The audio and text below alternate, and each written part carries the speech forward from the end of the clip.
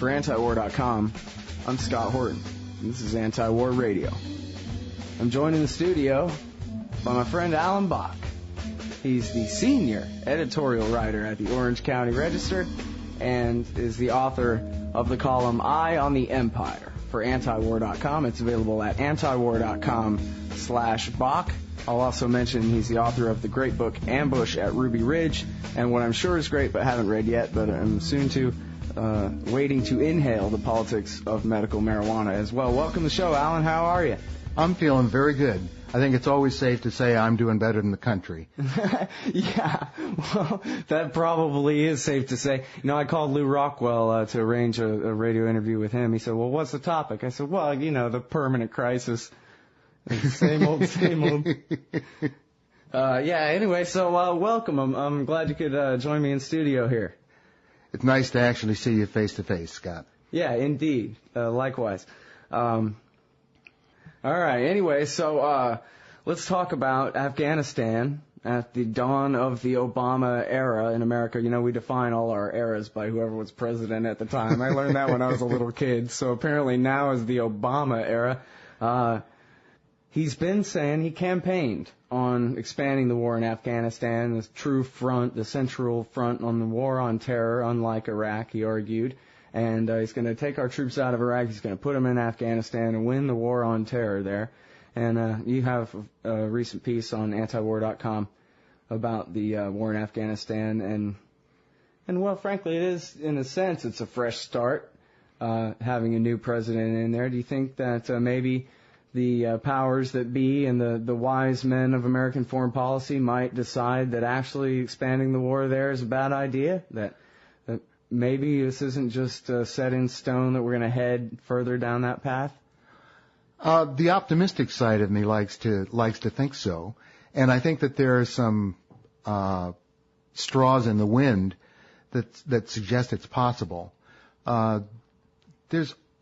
There's almost like a cottage industry of various foreign policy experts that are doing things about Afghanistan that basically say, you know, you really don't want to get very deeply involved in there because it's going to be an intractable mess and you're not going to get the outcome you want. The Carnegie Endowment just did one that I printed out, but I haven't read yet. George Friedman over at Stratfor.com did a long piece on Afghanistan, and his bottom line was the interest in the United States there is to make sure that there aren't any Al-Qaeda elements that are operating in Afghanistan in a way that could be a prelude to an attack on America. And, well, Al-Qaeda isn't operating there, so our objectives are achieved. The best thing we can do is pull all our troops out of there and start relying on intelligence to get Osama bin Laden. Well, and the thing is about that is he's in Pakistan, and I guess the assumption is you have to still have all your bases in Afghanistan in order to strike into Pakistan. Well, I'm not sure that's a foregone conclusion. Depending on how things work out in Pakistan, it might, the Pakistani government already has a sort of a don't ask, don't tell policy about strikes inside Pakistan. Sometimes they'll complain about them, sometimes they won't, but they're not going to, do anything to really stop them unless it gets too intense. Do you worry that he'll actually expand the war into Pakistan further than just what Bush has been doing and what he's already been doing with the CIA drones and that kind of airstrikes, but not ground troops? Well, I think that's possible, although if you assess it in a sort of a realpolitik kind of way, using drones to go after people is bound to involve civilian casualties. And when you're fighting a counterinsurgency, civilian casualties are bad propaganda, and they lead you to lose ground. So you might want to scale that back a bit and build, which we don't have now, human intelligence capability in Pakistan, probably in cooperation with the Pakistani government, and, really go after him in an effective way rather than in a way that wins recruits to him. Yeah, as in sort of maybe 007 in disguise on the ground in Waziristan kind of thing, you mean? That kind of thing. Here's a story. A few years ago, I was talking to a really plugged-in foreign reporter who said that he knew a tribal chief in Pakistan who told him, go back and tell your people that we're a huge tribe here. We hate these hyper-religious insurgents stirring things up, and we'd like to work with you to tamp them down. And this guy said, I went back and I talked to top-level people at the CIA and said, this guy is begging to be an asset. And I did that about 3 different times, and they never called him. Never got in contact with him. That's kind of elementary. If you want to increase your influence in an effective way rather than in a way that stirs up a lot of trouble and enemies. Well, see, that's the thing, though, is... Not that I would necessarily advocate that myself, but... Yeah, well, I mean, and that's the thing, though, is apparently the entire American establishment, beyond just what we've thought of as like the neoconservative war party, basically all seem to have agreed up until this point that they want to occupy Central Asia. They want to stay in Afghanistan and at least, not necessarily invade and do regime changes, but make agreements to put bases in all the stands and further their influence in Central Asia kind of on a permanent basis. So I guess would you have to have basically a rethink of that entire policy to really consider not escalating just in Afghanistan? You know what I mean? Actually, I don't know if you would have to. If withdrawing military forces from Afghanistan could be sold as a way of stabilizing the regime there in a way that it doesn't pose a threat to its neighbors, then you could just say, this is how we achieve our goals of having more influence in Central Asia. There you go. See, Alan Bock, you're a genius. It's all about spinning it so the empire can save face while they lose. Yeah, that's right. That's definitely the way to go, right? Is say like, hey, look, we all saw it. The kids can fly kites now. Everything's fine. Let's go. Yeah, why not? And the thing is, we're not the super nannies of the world. You can't desire a situation where women are put in subjection and humiliated, but on the other hand, you can't stamp it out all over the world with military force. Ain't gonna happen.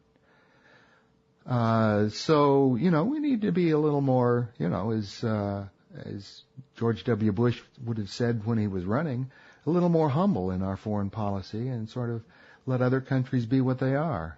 Well, it seems like without people like him running this country, the people of Afghanistan would probably be more open to the kind of ideas that, people in the West are so determined that the rest of the world accept, We might be able to sell our ideas better if we weren't such murderous hypocrites, I guess. We might. And we might begin to think in terms of, how do I find out about a native culture and how it operates so that I can identify aspects of that culture that are in agreement with the overall philosophy of freedom.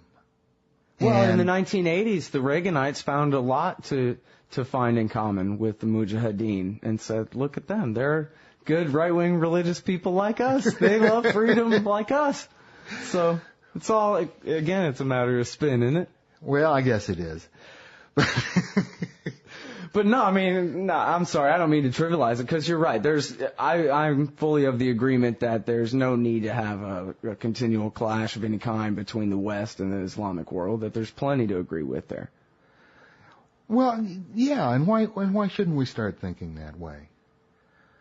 And to some extent, they're little, there's more straws in the wind. When Obama has made it clear in some of the press statements that they've released, is that they're they're committed to doing the 30,000 surge in Afghanistan, but at the same time that they're building up those troops and hoping to stabilize the situation in the countryside, yeah, they might to some extent.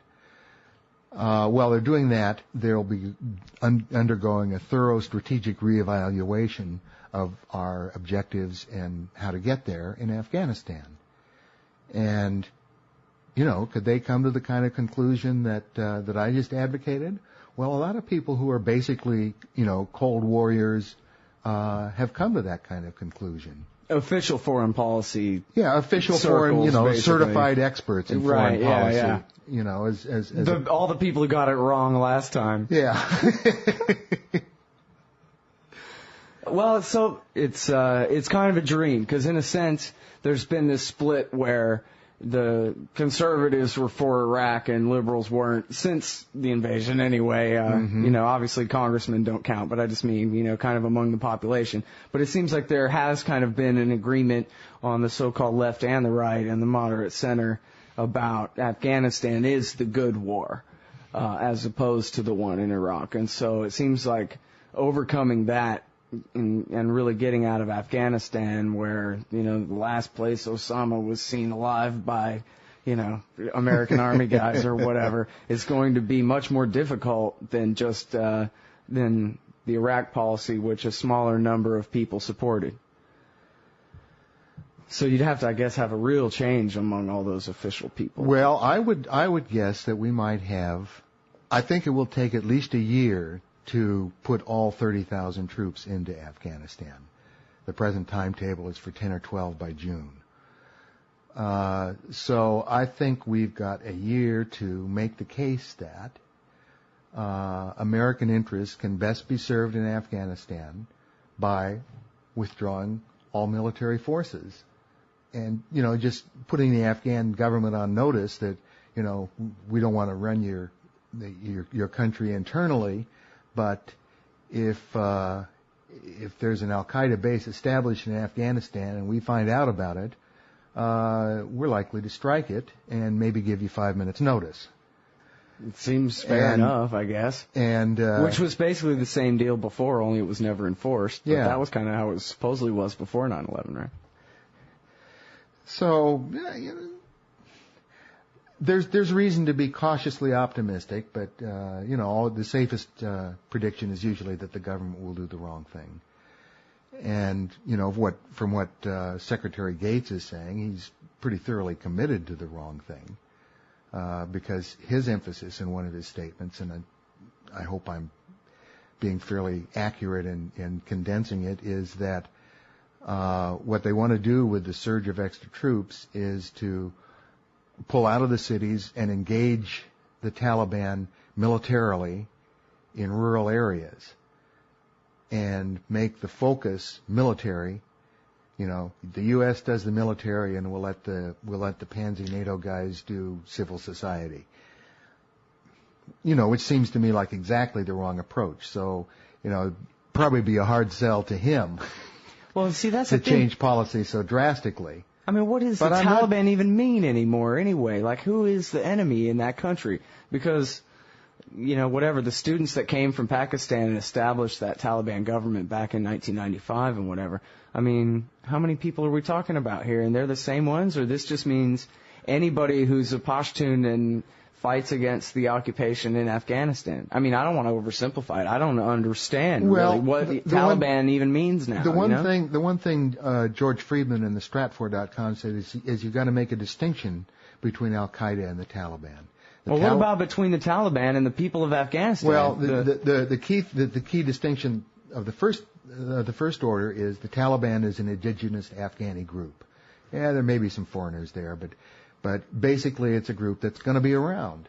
They're not going away. They may, if you use a lot of military force, they may go hide in caves for a while and only come out and plant a bomb every so often, and you'll think you beat them. But if you let up, they'll come out in stronger force. So the Taliban ain't going away. you have to understand that and say this is an Afghan problem. And if we can get the Taliban to say we won't let Al-Qaeda in, you could probably make that deal.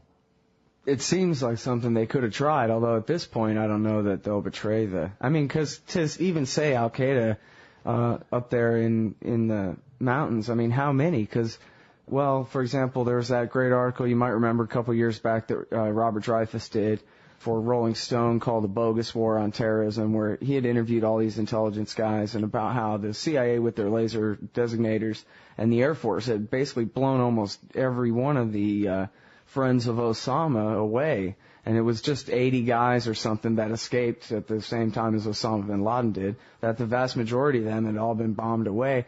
Doesn't even seem like there's even that many Al-Qaeda there to for the Taliban to turn over to us under the greatest deal in the world, or would they? You know? Well, you know, Stratfor has a whole cache on Al-Qaeda, a library of about a dozen different articles over the last year and a half or so, basically saying this is an exhausted group. They're not getting any new recruits. A bunch of them have been killed. They're capable of making videos, but they're not capable of mounting a serious operation of the kind they would need, which would be something that would dwarf 9/11. They just can't do it. We can pick them off. Of course. I mean, what are we talking about? Superpower versus a gang of pirates. What are they going to do? Bring us to our knees economically somehow? Oh, I guess that's that's our job. Yeah, exactly. That was their thing. Their job was to kind of smack us in the face and then trick us into overreacting and destroying ourselves. And then Bush's job was to destroy the economy. Yeah, exactly. Drive the empire off a cliff, which, frankly, is where it belongs. I mean, that's the thing, is that there shouldn't be an empire in the first place, and that's what's tough is, it's not like I'm ever in the position of arguing that, the terrorist guys are right or whatever. I mean, they obviously have a point in that America shouldn't be an empire in their part of the world, but obviously they're just like Republicans, which is the worst thing in the world in terms of morals. They think it's perfectly okay to slaughter civilians for whatever their political purposes are, and that's, the very worst morality in the world. They're all a bunch of would-be politicians, if you ask me, the actual terrorists. But it just so happens that the best foreign policy would be to not pick a fight with them in the first place and not be over there in the first place. I don't want to sound like my argument's the same as theirs or whatever, but well, no, it isn't. You can make a strong argument, and in fact, I'm working on a book on it that the core interests of the United States are best served by making a strategic reevaluation and saying our area of strategic concern is the North American continent. We want to make sure that nobody gets us with an ICBM, and we'll take measures to make sure that doesn't happen. But otherwise, you come and mess with the North American continent, you got to deal with us. But nobody will want to. That'd be one hell of a job for Korea or China to accomplish. It's not in their interest to do so. Well, it doesn't seem like it's in their interest to pick fights with each other either. It's not like there's the excuse that we're keeping the peace over there, really. I mean, China and Japan, they're not going to go to war with each other if America's out of the picture. Would they? I don't see why they would. Well, they've got their disagreements over various issues, and they'll snap at each other every so often. But I can't. It's hard to imagine, initiating anything major militarily. Well, they all have a lot more at stake than the last time they went to war. Well, I guess that's assuming that the economic crisis doesn't make paupers of everybody. Yeah, well, there's that too. The degree to which all this prosperity was false, I guess we won't know until it hits the bottom, right? Well, it's definitely on the downslide in China, because they've basically built their economy to be export oriented, and now that the U.S. has come to understand that we don't have any real money, we're not buying as much stuff from China, and so their whole economy is drying up. They got to figure out how to cope with it. Well, now, and what about defense spending? You know, I talked with Chalmers Johnson, and he says this military empire is just bringing this country to its knees. We're spending $1 trillion a year plus, as much as the rest of the world combined. And there's a controversy now where the Washington Post editorial page apparently is accusing Barack Obama of wanting to cut the military budget, and all the liberals are rushing to his defense saying, no, he's not, promised not to. And I got a Media Matters email alert that Obama is not promising to cut the budget, So I guess I wondered, what do you think it'll take if this crisis so far hasn't done it? Do you think this crisis eventually will end up forcing a rollback of some of America's military dominance in other parts of the world, or this thing is going to be the empire is going to be the last thing to come down at the expense of all the rest of us the whole time? I don't know when the empire comes down. Sure seems expensive. Well, it is, and I think it's important to keep making the argument that the empire is not in the American interest. Most Americans, can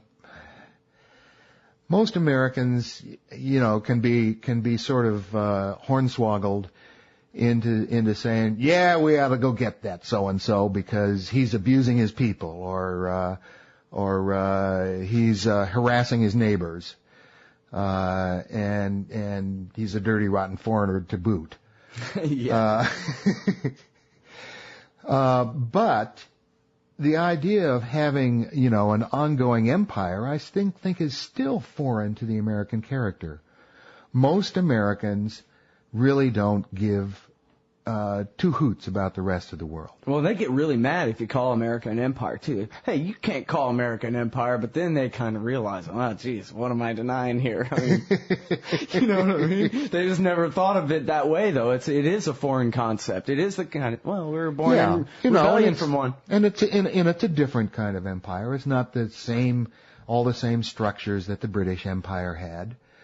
It operates more on the basis of military bases than actually taking over foreign governments. More bribery, Swiss bank accounts, and that kind of thing. But it is expensive, and it hasn't been discussed very much. And I wouldn't want to put a number on it, but our empire has been a large contributor to the financial meltdown because, they've had to, the loose money policy of the Fed in the early 2000s, fed the housing market, but it also fed the ability to finance the empire with funny money. Yeah, the invasion of Iraq. Specifically, and Afghanistan, the whole terror war has cost about $1 trillion so far, at least, right? I don't remember I think I'll bow to you on the number. Well, I don't know, but they say it's going to cost $3 trillion or $4 by the time we're done. Yeah, that is an estimate that's been and that's the rest the war bubble. That's what not just the housing bubble. It was the war bubble that's popped now. Yes, and so. How much longer are they going to be able to do that? There's already people saying, $900 billion, that's chump change. You ain't going to jumpstart the economy with that. We need multiple billions. Well, how do you get multiple billions, especially when China is looking around and saying, we better invest some of that money we got stored away in placating our own people rather than financing the American empire. And maybe it's even time to call some of those bonds due. What are they? I guess they'll just print it then, but you can only inflate the currency so much in a row. Yeah. What are they going to do then, I guess?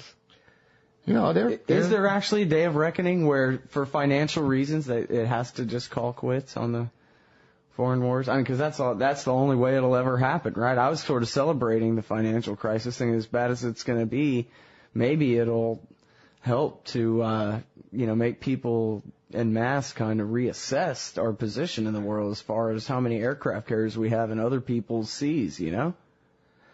Well, you would think it would. I remember Doug Bando, even as far back as October, when the financial crisis first hit, said this is the end of the empire. Over time, they're just simply not going to be able to finance it anymore, and they're going to have to disassemble it. Yeah, he wasn't so optimistic yesterday on the telephone. Well, but it sounds good, though. I mean, I think we need to push that meme because it's certainly the case. I mean, it's nothing but true, the slogan that this recession, it was a war bubble, it's a war recession, you know? Those things go together. If you just lost your job, the money that would have paid you was probably spent slaughtering an Arab somewhere. Or leaving a $1 million tank over by the side of the road with the tracks blown out and it not being able to be any good for anything but scrap metal. Yeah. There's a bumper sticker actually that we made of the Orwell quote about. It's from the part of 1984 when Winston Smith is reading the secret book, How We Do It, that O'Brien the torturer gave him, one before the telescreen is revealed, kind of thing. And it says that the war all the time is just to take all the excess wealth from the people, so that everything's always in a state of immense shortage. And just take that wealth and pour it into the stratosphere or dump it in the ocean and sink it by building all their fancy rocket ships and their floating fortress and all these things. Just take all the excess wealth of the people and destroy it, because otherwise they might spend it bettering themselves and educating themselves and improving themselves and becoming a challenge. So it's better. And then they wouldn't be so easy to control, those obstreperous people. Yeah. Hey, and you know what? Let me ask you something, because I might as well.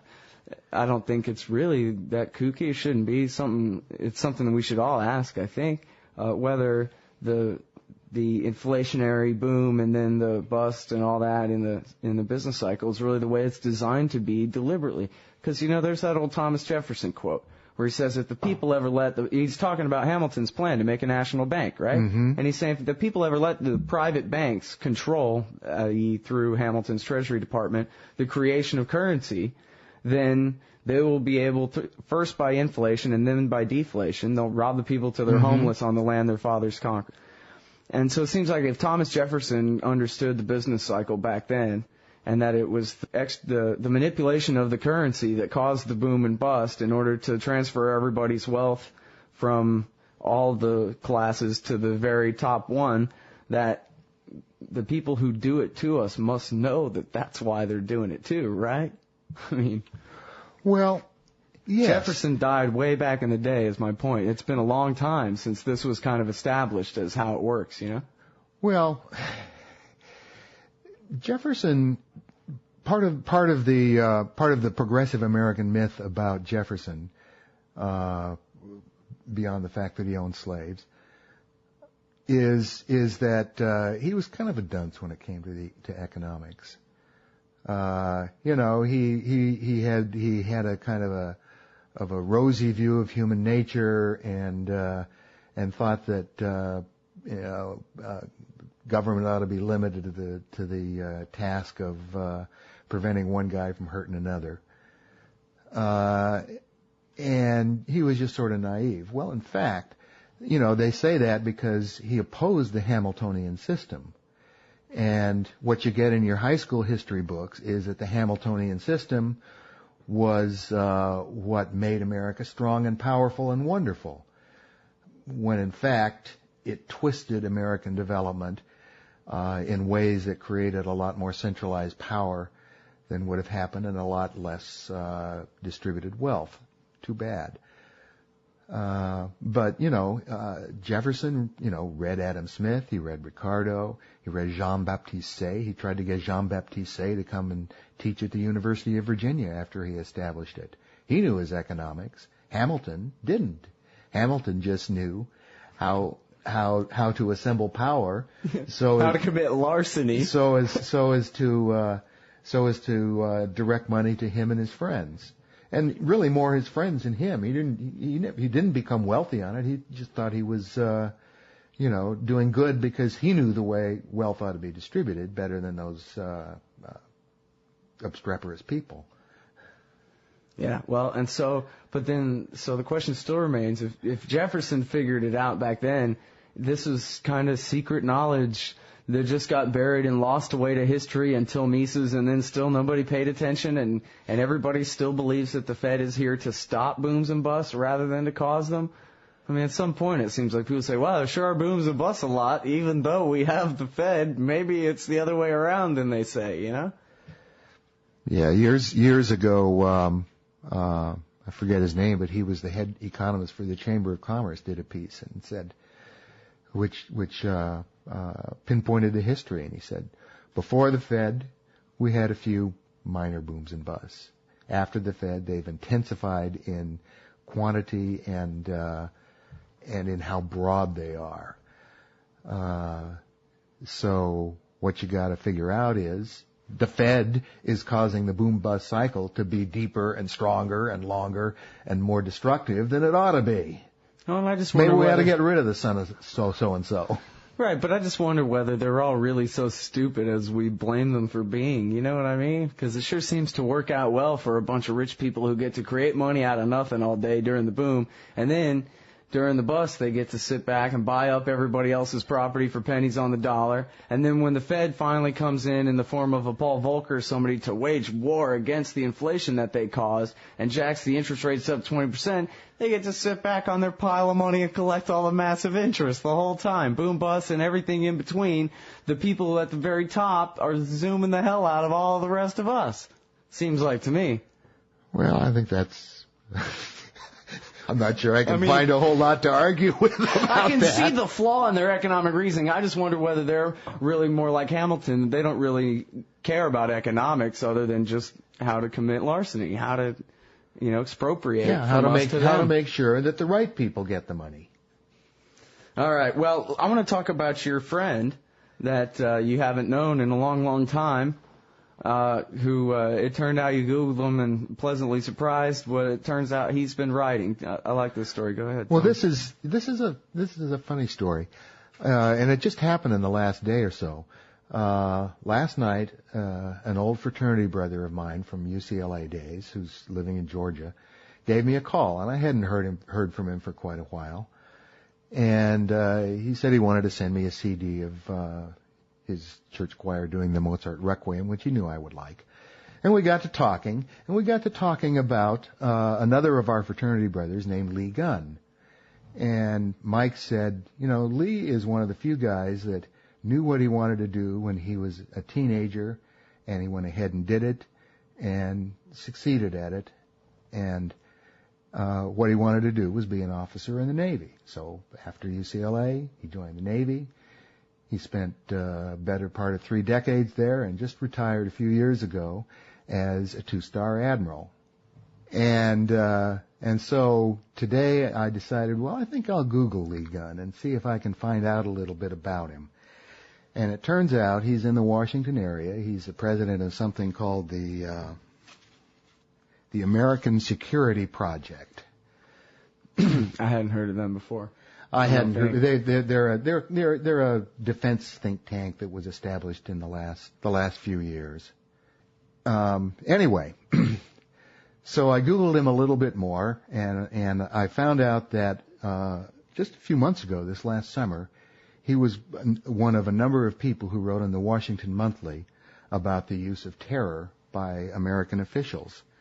And if you don't mind, I'd like to read a few paragraphs of this. Yeah, sure. It's short. Go ahead and read it. This is Vice Admiral Lee F. Gunn.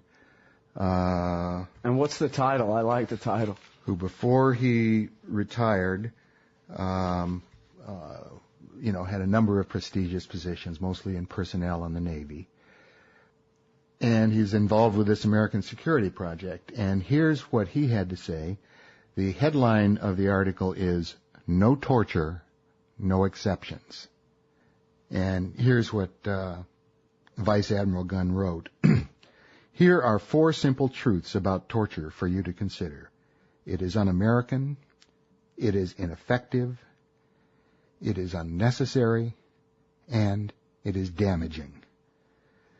And he goes on to expand on those 4 points. Torture is un-American. points out that Jack Bauer is a fictional character, but it's bad for our culture that we are looking to make a hero out of someone who constantly breaks the rules and hurts people. Torture is ineffective. You don't get good information out of torture. Torture is unnecessary. Intelligent interrogators can get a lot more out of somebody with well-established non-coercive means. And torture is damaging. It hurts our image abroad, and it puts our troops at risk because other countries, if they capture some of our troops, can say, well, hell, they torture. What's wrong with us torturing a few of them? Well, one thing that gets me, too, and, I guess we can never be able to read Dick Cheney's mind exactly, although it's pretty easy to see the gears turning in his head when he's on TV. But, so many of these guys were tortured into lying. And then you go and look and you see how they were copying out of the Chinese torture manual from the Korean War era. And, the whole thing, I was raised as a kid learning about how, the Manchurian Candidate and all the guys that went on TV and seemed to be, mind control, whatever. And the whole point of all that was how to torture people into lying. It wasn't about getting good information out of them. It was about getting them to say, Saddam Hussein taught me how to make chemical weapons, And then, so that's what Sheikh al-Libi said, and that's, I forget all the others that said that. Of course, that poor guy, Binyan Mohammed, said, oh yeah, me and Padilla, we were going to set off a radioactive dirty bomb, so that's why you need to, turn him over to the CIA and military and torture him. And it doesn't seem like much of this really even had to do with interrogation, had to do with trying to figure out a way to justify invading Iraq. Well, as we know now, and I think some of us were pretty sure then that they were going to invade Iraq. They talked about the necessity to invade Iraq within days of taking power. They bombed them within 2 weeks, right? Yeah, and so it's just so unfortunate that this gang got into the White House and the Defense Department. Gosh, I hope we've learned something from that. But Afghanistan has always been called the graveyard of empires. From the days of Alexander the Great, the Russian Empire, the British Empire, they all tried to control Afghanistan, and Afghanistan beat him with these bunch of backward and bloodthirsty tribal guys who knew the countryside and said, this is our country, get the hell out. So if we can't learn from that, how can we learn from our own history of the last 10 years, right? Yeah.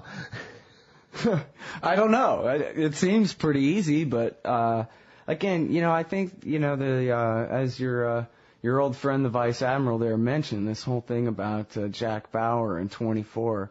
I only watch cartoons on TV, honestly, South Park and The Simpsons and stuff. I don't bother with any of the cop dramas, where it seems like every drama on TV is about government employees and how great they are anyway.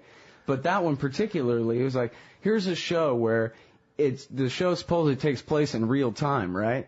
So each episode is 1 hour of a 24-hour day in the life of this guy. And somehow he figures out a reason he's got to torture somebody every hour of a single day. I tortured 24 people today. Jesus. That's a lot of people to torture. Sometimes 2 in one episode, that kind of thing. And rather than rejecting that, though, the American people apparently bought what was sold during the commercial break for that show. It's been a successful show. It still is the kind of thing that Americans really. A friend of mine pointed out that, hey, this is the water torture. That's John Wayne. Have you ever seen a John Wayne movie? He'd take some guy and dunk his head right in the horse trough and hold him there until the guy was ready to do whatever John Wayne said. And as simple as that. That's the American way. There's nothing new about that. In fact, I talked with a guy named Alan Nairn the other day. He says, hey, America's been torturing people long before George Bush and Dick Cheney. It's just usually we just have a death squad do it for us and name your country, where America backs the military dictatorship there from, all across the Middle East and Central Asia and not as much anymore, I guess, in South America, but I don't really know. But there's a lot of torture that goes on under the auspices of America just once removed, you know, all our client regimes, right? Well, yeah, that's true. That's true. This is a deeper problem to root out than just what Bush and Cheney have done to us. They were just sort of the icing on the cake of the torture state. Well, so to speak. You know, one can, you know, I've heard people criticize that, you know, there are some loopholes in the policies that Obama has announced. But at least he's announced a policy saying that our policy is not to torture. As much as I may disagree with the incoming Attorney General on a number of issues. Yeah, get me started. He seems to have a sense of, you know, what constitutes torture and the idea that American officials don't do that, shouldn't do that. That's what makes us American. Well, it's going to be interesting to see, really, isn't it? Well, I mean, I guess we can already, you know, either of us could write the script for it in one way or another. I guess it'll be a couple of twists and turns. But basically, this guy Holder has sworn before the Senate that, yes, waterboarding is torture, and torture is a felony, and that's the law. And, yes, I'm applying for a job as Attorney General here, and they confirmed him. And so now, how does he not indict or appoint some kind of special prosecutor, do something about George Bush, his principals, the national security team of the cabinet, and their lawyers, who we all know there are books and books written about it, conspired to violate the law and torture people. I wonder if we couldn't learn something from South Africa right after the end of the apartheid regime, where they established a Truth and Reconciliation Commission, and you know, they said, we're not looking to put anybody in jail. We're not going to prosecute anybody. We want to find out what happened. You tell us what you did. We're not going to, you know, put anything, but we want to know. We want to know how this regime worked so that we don't do that again. And, you know, they haven't necessarily done perfectly in South Africa. But, you know, that just might be a way to handle it. Maybe Congress, some congressional committee could do it. It would have to be bipartisan and genuinely bipartisan, so that it would have credibility. But, it seems like they just kind of want to whistle past it, you know, and say, all right, well, let's not look backwards and what's done is done and not do anything. That seems to kind of be the general political zeitgeist or whatever there, but I don't know what's going on in the Justice Department. It seems like, you know, the other Scott Horton, the human rights lawyer, he used to write that blog, Balkanization, Jack Balkan and all those lawyers, and they were all good on every one of these Bush legal issues this whole time, and now it's basically all his old friends from the Balkanization blog are running the Office of Legal Counsel up there. And so he was saying, you know, it's clear that they're going to make it policy. The torture's going to stop immediately, but then the question is still, I think, a matter of political pressure to figure out whether there's going to be any kind of commission, a Truth and Reconciliation Commission, or actual, you know, if it was me, I'd just appoint a special prosecutor, maybe like 10 of them, and assign each prosecutor to each principal and each Bush administration lawyer who I know was in on it already, and just get right to it. But that's just me. I mean, what you're saying in the Truth and Reconciliation Commission, basically, you're recognizing that it would not be easy to hold trials for any of these people in this country politically. They still have, you know, a lot of people would see that as, you know, terribly unfair, and their heroes being persecuted, and you'd have Rush Limbaugh and all those guys every single day denouncing it, and maybe there's a halfway point that we could find here. The return of the Salem witch trials. Yeah, exactly. How dare you accuse these admitted felons of breaking the law? It's unfair. It's unjust. The laws of war don't apply in wartime. All right. Well, okay, so now let's wrap this up. Tell me about the new website, Freedom Politics. Is it .com, right? Yes, it is. freedompolitics.com. What's going on there? This is a project that was officially opened on January 20th of this year. It's a project of Freedom Communications, which is the parent company to the Orange County Register, which is the place where I work. And what we want to make of it, and there's still more plans, and we're open to a lot of feedback, is a site where anybody who believes in a fair amount of freedom could find a place where he can learn something, be persuaded, be challenged. And so we'll have just a wide variety of freedom-oriented, what you'd call libertarian writers. Trying deliberately, though, to make it as Big Ten as you can, huh? Yeah. That's good. Yeah. If every political movement has a tendency to rupture into factions, and the libertarian movement is no exception to that. There's Friedmanites and Misesians and all kinds of other, anarcho-capitalists and limited government and all kinds of divisions. But it seems to me if you want considerably more freedom than we have in this country, and you want to talk about that and learn about it and maybe try to figure out ways to get it done, this would be a place you'd want to come to. You'd learn some things, you might be goaded into action. Can I plug another couple of websites while we got the time? Yeah. Talk about your blog. And I want to also, I'm going to go ahead and ask you so you can make this part of the same answer. I want to know all about the book that you're writing that you mentioned there. Okay. I have a personal blog. Thank goodness I have a son of the correct age to set it up for me. It's www.alanbock.com, ALANBOCK, 2 4-letter words. www.alanbock.com, and there's a place where you can click on that says blog, and you go directly to the blog. And there's a few other things on the site too. But I comment most days. I probably won't get around to it when I get back home tonight, but it's a good site. I like it. But it's a good companion to Eye on the Empire, because I guess I don't usually read the Orange County Register online. Maybe I should, but I do read the blog sometimes, and Eye on the Empire, of course. And that's the other thing that I'd like to say. I think the OrangeCountyRegister.com/opinion is a place that I think more people ought to go to more often, of course.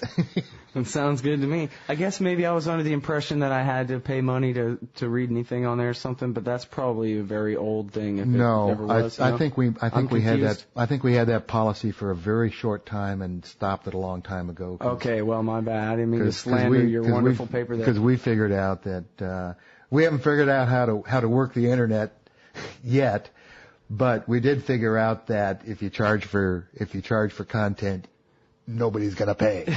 Yeah, well, that's sort of true. It seems like the New York Times is having trouble learning that, but who wants to read them anyway? All right, and then now the book. Tell me about the book. Well, the working title is Beyond Empire. And in it, I want to make a case in it'll be a journalistic book, because that's what I do. So, not a lot of big polysyllabic words in it.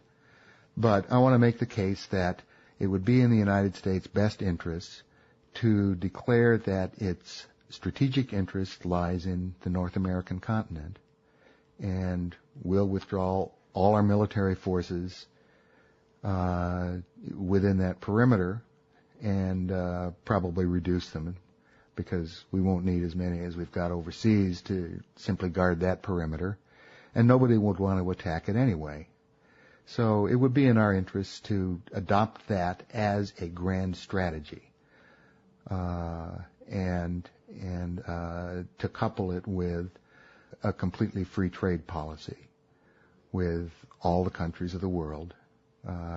Give up the notion that you can change regimes by imposing economic sanctions. It doesn't happen. The dictators just make the people pay for it while they get rich. That sounds really good. I can't think of another book that actually tries to take that on and say, this is the way we should go from here. It's kind of Well, there's unified explanation. There's a number of books that creep right up to the edge of it. Ivan Eland did a very good book. Right. Chris Lane, I forget the title of his book, and almost everything Ted Carpenter at Cato has written. Yeah.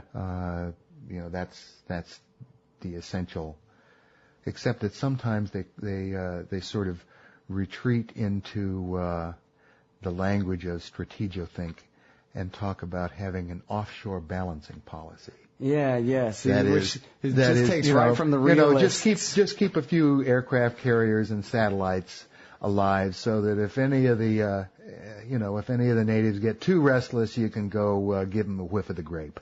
I like how Ron Paul said to the Washington Post. He's always the most radical in the interview with the most establishment place. He's like, we can protect this country with a couple of good submarines. Get at it. We don't need this Navy at all. We can sink the whole thing, make reefs out of it for the fish. All right. Well, listen, I kind of want to ask you now all about South America policy and that kind of thing, but I fear that the interview is running a little long, and I got some chores to do on a deadline here that I need to go ahead and cut this thing short. But I'm interested in the whole North-South America distinction and all that. I'm trying to arrange an interview with the guy that wrote the Spotlight piece on antiwar.com today, which is about repealing and repudiating the Monroe Doctrine. I hadn't read that piece yet, but the title is certainly provocative. Yeah, it's very interesting. It kind of goes along with what you're saying there, but I guess we'll just have to leave it a cliffhanger until you hurry up and get that book finished, and we can talk all about the foreign policy of freedom that you're proposing here. By the way, what's the name of the book going to be? The title I would like it to have is Beyond Empire. Very good. Nobody steal that. An American foreign policy for the 21st century, maybe. There you go. All right, everybody. That's Alan Bock, antiwar.com's Eye on the Empire. That's antiwar.com/Bock. He's the senior editorial writer at the Orange County Register, author of Ambush at Ruby Ridge and Waiting to Inhale the Politics of Medical Marijuana, and the upcoming Beyond Empire. Thanks very much for your time on the show today, Alan. Thank you so much, Scott. I really enjoyed it.